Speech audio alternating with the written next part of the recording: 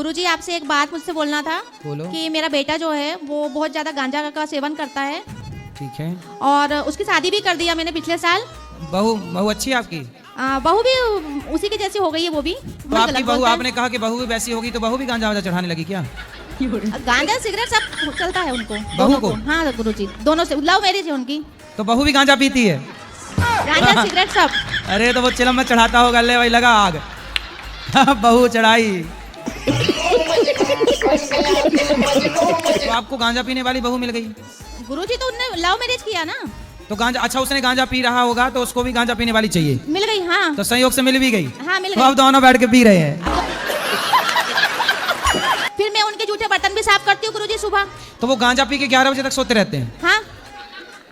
अब आप तो मुझे बहू को गांजा वांजा चढ़ता है तो बक बक तो नहीं करती? नहीं मतलब बड़बड़ाती तो नहीं है? नहीं वो तो सुन रही थी, सुन।